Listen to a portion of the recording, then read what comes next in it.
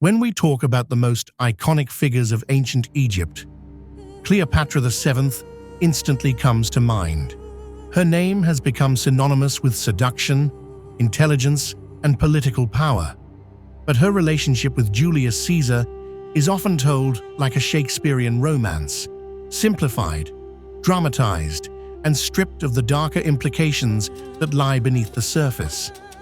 Historically, Cleopatra ascended the throne during a turbulent period. Egypt was weakened by internal divisions, economic struggles, and looming Roman influence. When she aligned herself with Caesar around 48 BCE, it wasn't simply an affair of passion. It was a calculated political alliance. Cleopatra needed Caesar's military and political support to secure her throne against her brother Ptolemy XIII. Caesar, in turn, saw Egypt not just as a romantic escape, but as the breadbasket of the Mediterranean, a region whose grain supply could feed Rome itself. The more conspiratorial takes suggest there was far more at stake than politics or love. One theory claims that Cleopatra bore Caesar a son, Caesarion, who was the true heir to Rome.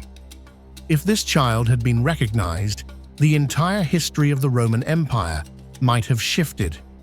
Instead, after Caesar's assassination, Octavian, later Augustus, had Caesarion executed, erasing any potential dynastic claim that could challenge his rule. Some historians argue this was not just ruthless pragmatism, but part of a deliberate cover-up to prevent the merging of Egyptian and Roman royal lines. Others speculate about lost heirs or even hidden dynasties, descendants of Cleopatra and Caesar, whose bloodline may have survived in secrecy. These ideas are fueled by the scarcity of records and the deliberate propaganda of Octavian, who painted Cleopatra as a dangerous seductress rather than a skilled strategist. The narrative was controlled by Rome, and much of what we know of Cleopatra comes filtered through her enemies' words. Then there are the more esoteric interpretations. Some occult traditions describe Cleopatra not only as a queen, but as a priestess of Isis, wielding sacred knowledge and rituals passed down through the mysteries of Egypt. In this view, her union with Caesar wasn't just political, but symbolic, the merging of Egyptian esoteric wisdom with Roman imperial power. Such theories claim this secret exchange of knowledge influenced Roman religion, and later, even early Christianity. Of course, mainstream scholarship dismisses much of this as speculation. Cleopatra was indeed brilliant. She spoke multiple languages, engaged in diplomacy, and studied philosophy and science. Her partnership with Caesar was most likely pragmatic, with romance playing a secondary role. Yet, the enduring fascination lies in what might have been. Was Caesarion truly destined to rule both Rome and Egypt? Did hidden heirs escape the purge, their bloodline surviving in shadows? Or was Cleopatra simply the last spark of Egyptian independence before Rome's domination snuffed it out? In the iceberg of ancient Egyptian conspiracies, Cleopatra and Caesar rest at the surface, a story familiar to most, but layered with intrigue, propaganda, and the tantalizing possibility of suppressed history. Few stories are as deeply embedded in the cultural imagination as the Exodus. For millennia, the tale of Moses leading the Israelites out of Egypt has been told as sacred history, a defining moment for Judaism, Christianity, and Islam alike. Yet when examined through the lens of archaeology and historiography, the narrative becomes far less certain. Despite centuries of searching, no definitive archaeological evidence has ever confirmed a mass departure of Israelites from Egypt. Egyptian records, which were meticulous about victories, famines, and uprisings, make no mention of such an event. Scholars suggest that if an exodus did occur, it may have been far smaller than the biblical account describes, perhaps a localized migration, later mythologized into a grand epic. Conspiracy theories, however, take the silence of Egyptian sources as proof of a cover-up. They argue that pharaohs deliberately erased all records of the Hebrews' presence to preserve their prestige. Others suggest that the plagues, rivers of blood, darkness, and death of the firstborn may have been natural disasters, such as volcanic eruptions or epidemics, reinterpreted through a theological lens. There are even fringe theories that the Ark of the Covenant, central to the Exodus, contained advanced technology or dangerous materials that gave Moses the power to confront Egypt's rulers.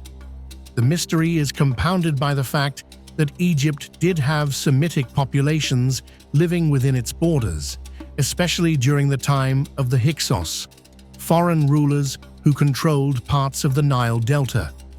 Some historians theorize that memories of the Hyksos expulsion may have been transformed over centuries into the Exodus legend.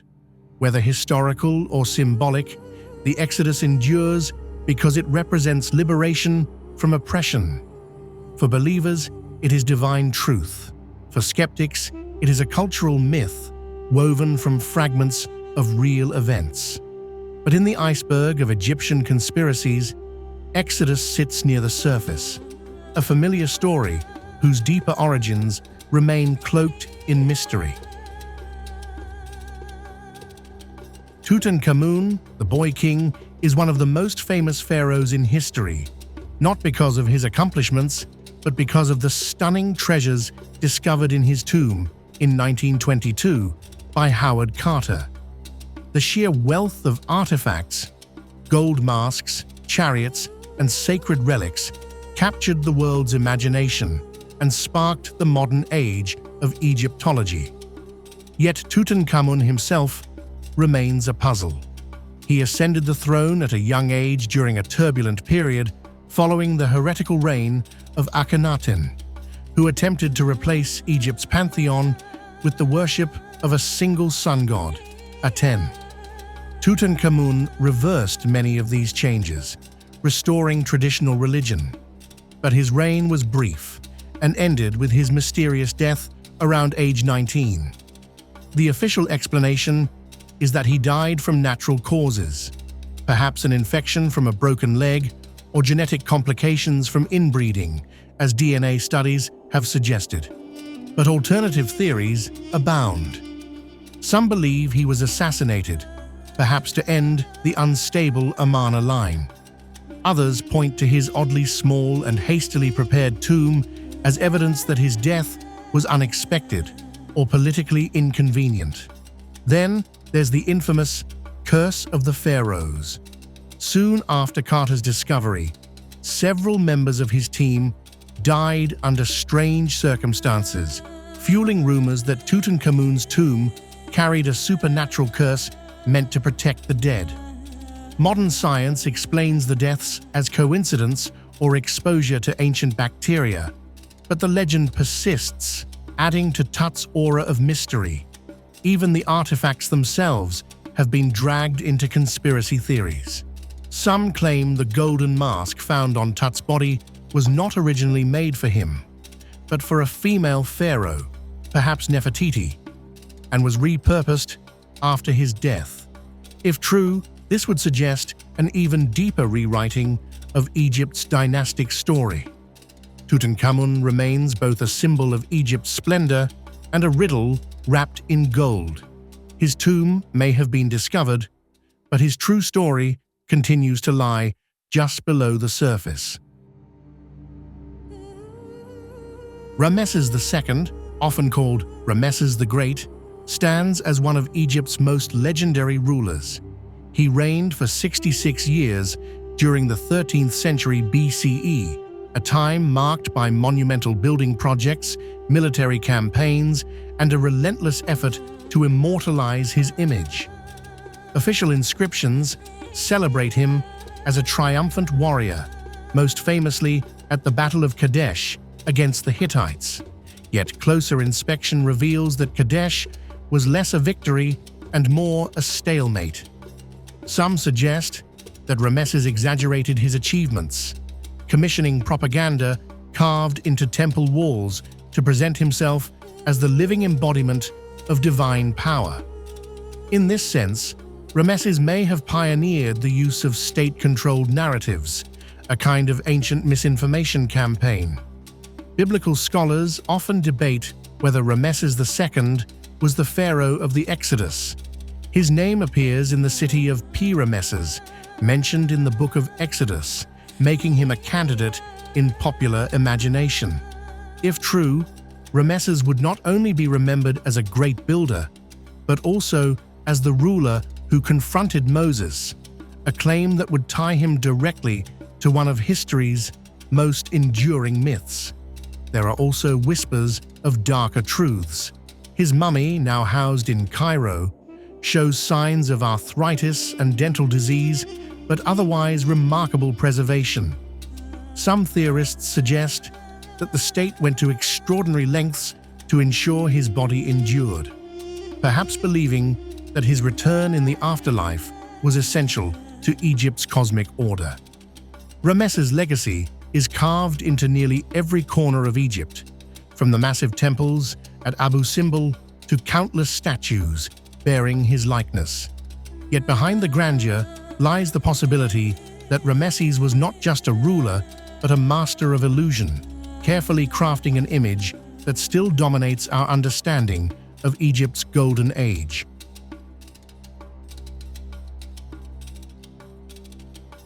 No exploration of Egyptian conspiracies would be complete without the infamous ancient aliens theory.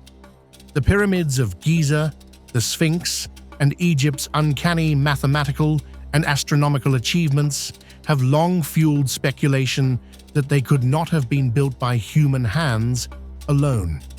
Proponents of this theory point to the sheer scale of the pyramids, the precise alignment with celestial bodies, and the enduring mystery of how massive stone blocks were transported and set with near-perfect accuracy.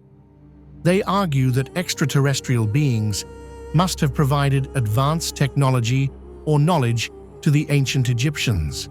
Mainstream archaeology, of course, rejects these claims. Extensive studies suggest that the pyramids were built through ingenious but human means, using sledges, ramps, and vast labor forces of skilled workers, not slaves as once believed. The alignment with the stars reflects Egypt's deep religious and cultural connection with the cosmos, not alien blueprints. Still, the idea persists, in part because it captures the imagination. To believe in ancient aliens is to believe that Earth was visited, guided, and perhaps manipulated by otherworldly beings. Critics argue that such theories diminish human ingenuity, erasing the achievements of a civilization that thrived for thousands of years. Yet for conspiracy theorists, the mystery remains irresistible. Was the Great Pyramid truly a tomb, or could it have served as an energy generator, a communication device, or something even stranger? Did the gods of Egypt's pantheon, Ra, Osiris, Isis, actually represent alien visitors misunderstood as deities? While there is no evidence to support such claims, the theory endures, sitting prominently near the surface of the iceberg, a gateway for many into the deeper and stranger mysteries of ancient Egypt.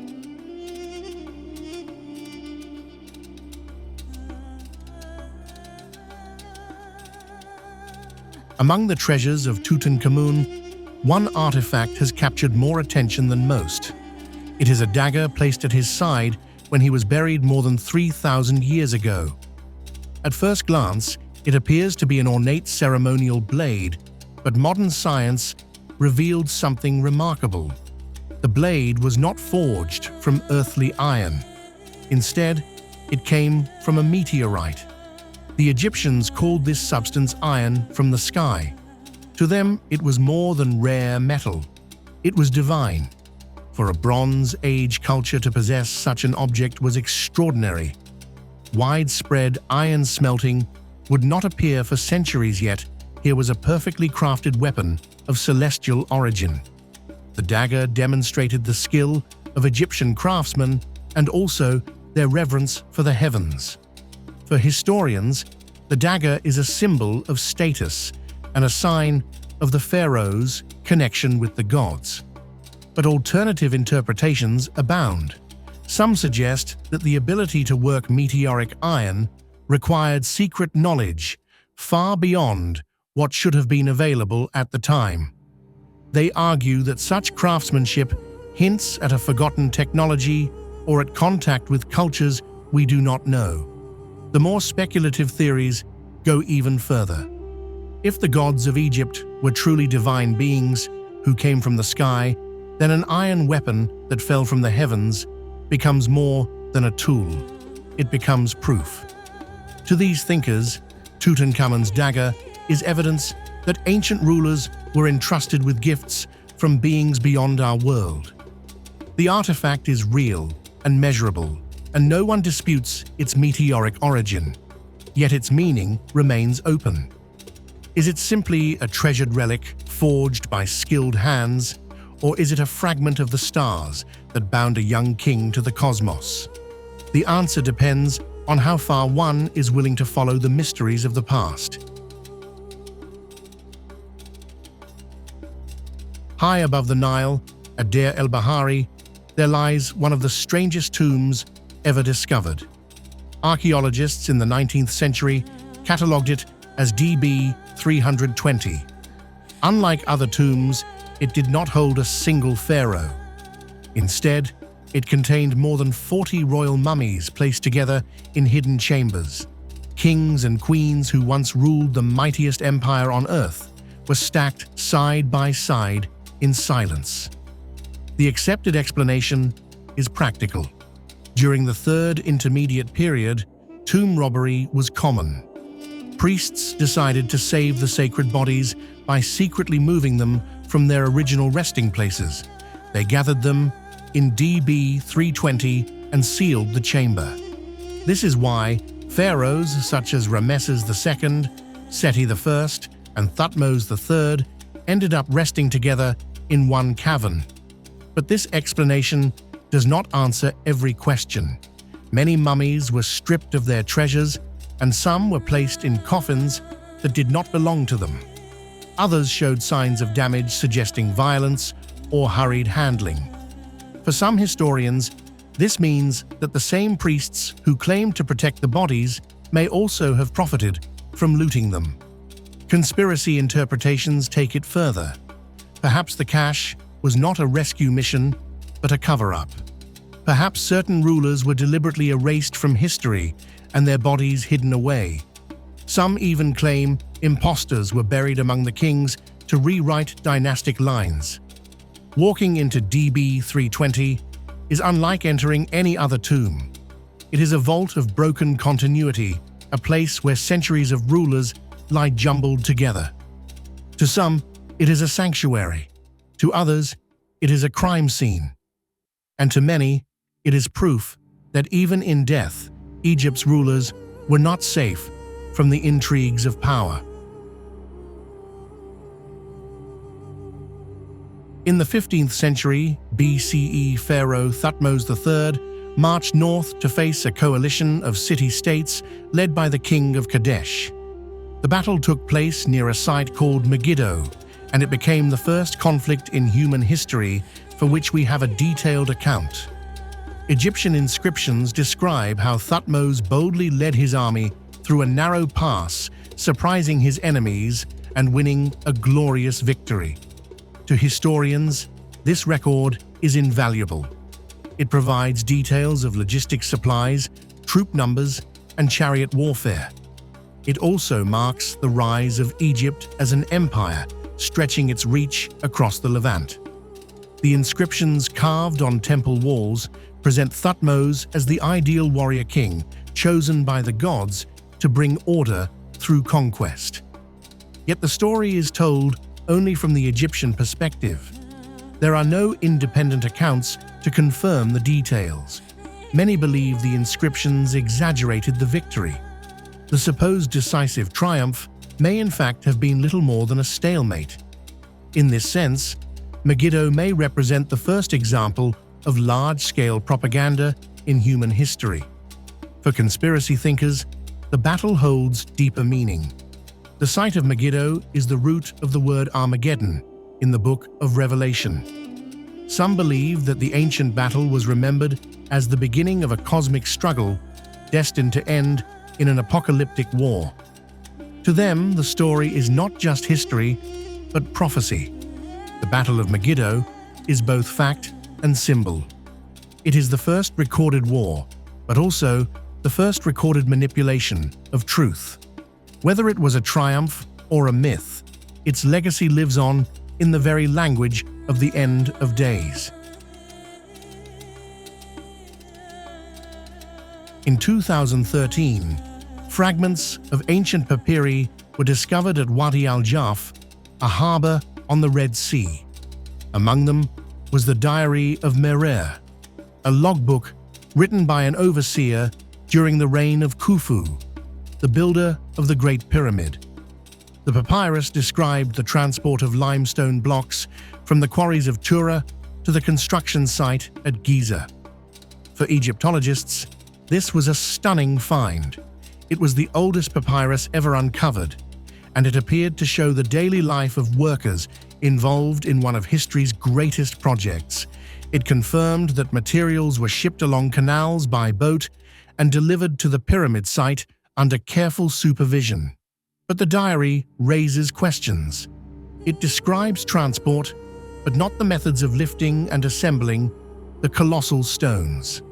The absence of these details has made some suspicious. Skeptics argue that the diary is too convenient because it explains the puzzle of pyramid construction without solving the hardest part. Others whisper that it might even be a modern plant designed to silence alternative theories. Another interpretation is that Merer's diary only recorded mundane details, while sacred knowledge of the true building techniques was deliberately withheld. In this view, the papyrus is authentic but incomplete. It was never meant to reveal the secrets of the pyramid, but to keep them hidden. For the mainstream, the Diary of Merer is a rare glimpse into ancient labor and organization. For others, it is another layer of mystery. It shows us just enough to believe we understand, but not enough to close the debate. The pyramid remains both explained and unexplained, a monument to human genius, or perhaps something more. The final native ruler of Egypt before the Persians returned to power was Nectanebo II. After his defeat, he fled into exile and vanished from history. Yet centuries later, a legend arose that gave him an astonishing new role. According to the tale preserved in the Alexander Romance, he was the secret father of Alexander the Great. The story says that Nectanebo traveled in disguise to Macedon, where he used his skills in magic and prophecy to seduce Queen Olympias. He convinced her that she was being visited by a god. From their union, Alexander was born. In this version, the great conqueror was not merely a foreign king who took Egypt by force, but the rightful heir of its last pharaoh. Most historians see this as propaganda invented to justify Alexander's rule after he conquered Egypt. By tying him to Nectanebo, the story gave him legitimacy in the eyes of the Egyptian people. It turned him from an invader into a son of the land. But the legend has fascinated many because it adds a mystical dimension to Alexander's destiny. His uncanny success in battle and the aura of divine favor that surrounded him are seen as evidence that perhaps there was truth in the tale. Some believe that the story was inspired by real events that were later woven into myth. In the end, the legend reveals how powerful myths can be. They do not need to be true in order to shape history. Alexander may have been Macedonian by blood, But in Egyptian imagination, he could also be their pharaoh by birthright. And in that blending of myth and power lies the essence of why the story of Nectanebo and Alexander endured.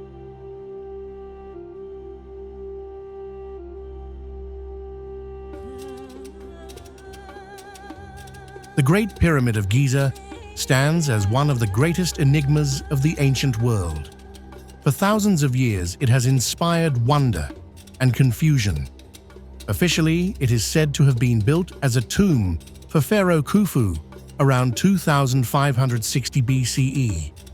Yet the absence of inscriptions, the lack of any remains, and the incredible engineering precision continue to challenge that explanation.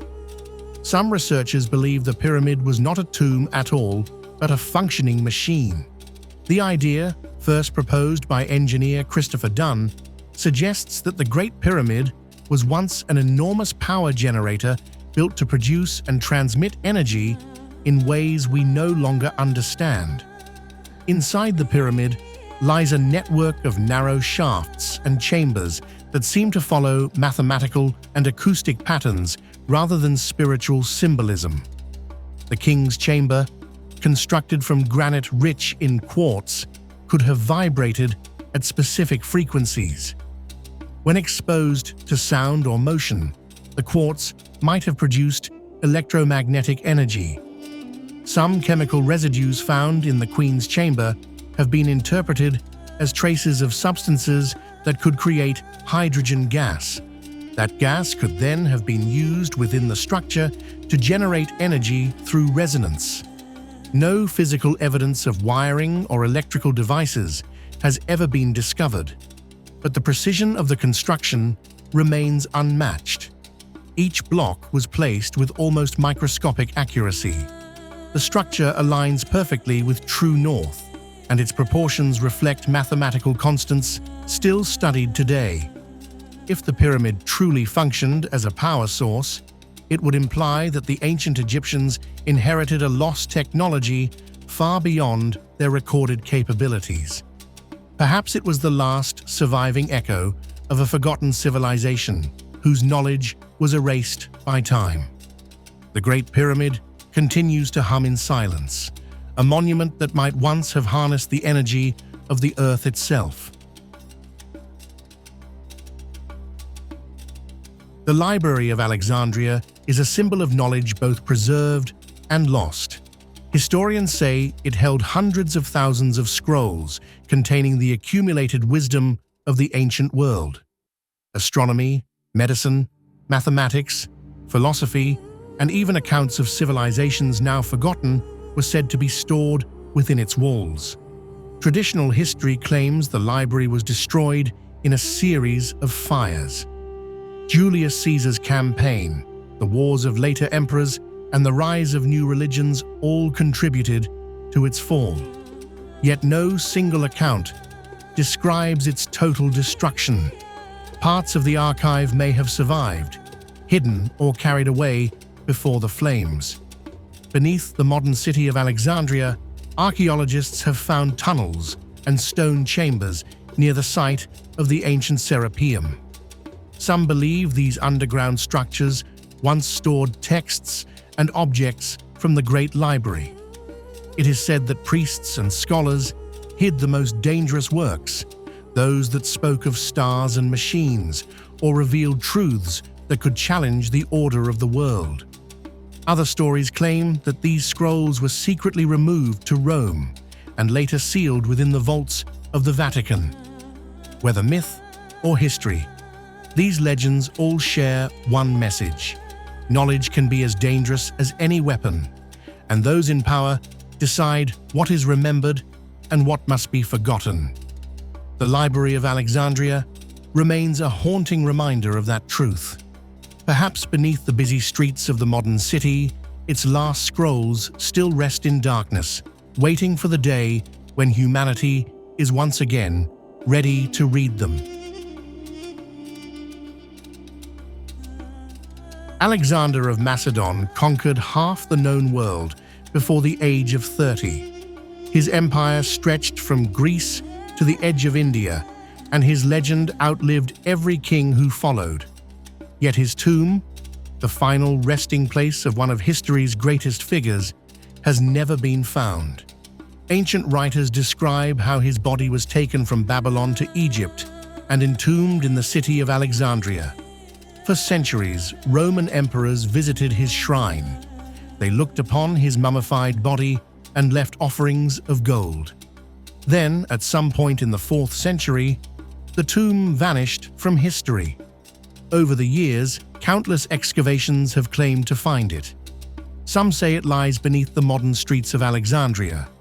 Others believe it rests near the Siwa oasis, close to the temple where Alexander once sought the prophecy of Amun. Each discovery brings more questions than answers. A few theories suggest that his tomb was deliberately hidden, protected by secret orders who feared what might happen if his remains were found. According to legend, Alexander carried with him sacred objects and writings gathered from the East. Perhaps his sarcophagus holds more than a body. Perhaps it hides the last treasures of a world that knew the gods not as myths, but as teachers. The tomb of Alexander has become a mirror of human ambition. Every search for it is a reflection of our endless desire to touch greatness, to reach back into time and hold the proof that legends once walked among us. Cleopatra, the last queen of Egypt, was a ruler who understood the power of image and immortality. She was seen by her people as the living embodiment of Isis, the goddess of love and magic. Her life ended in tragedy, but her story never did. After her death in 30 BCE, she was buried with Mark Antony in what ancient sources called a royal tomb. But no one knows where that tomb lies. Over the centuries, the search has led many archaeologists to the desert west of Alexandria, to a temple known as Taposiris Magna. There, deep tunnels cut through limestone, leading to chambers that have remained sealed for 2,000 years. Coins, statues, and inscriptions found near the temple bear Cleopatra's image. One passage runs more than 12 meters below the surface, and some believe it leads directly to her final resting place. The archaeologist Kathleen Martinez has devoted her career to exploring it, convinced that Cleopatra chose this sacred site to unite herself eternally with the god Osiris. Others disagree. Some think her burial was deliberately erased by Rome to prevent her legend from ever rising again. Earthquakes, floods, and the slow shifting of the Nile may also have hidden her tomb beneath the sea. Cleopatra's resting place has become one of the last unsolved mysteries of the ancient world. To find it would not only reveal the fate of a queen, but close a chapter that began when Egypt's last pharaoh chose to die rather than be conquered. The Great Sphinx of Giza stares endlessly toward the horizon, its eyes fixed on the rising sun. For most of recorded history, it has been said to guard the tombs of the pharaohs. Yet some scientists believe it is far older than the pyramids themselves. In the 1990s, geologist Robert Schoch and independent researcher John Anthony West studied the erosion patterns carved into the body of the Sphinx. They found that the grooves and rounded surfaces did not match the effects of wind and sand.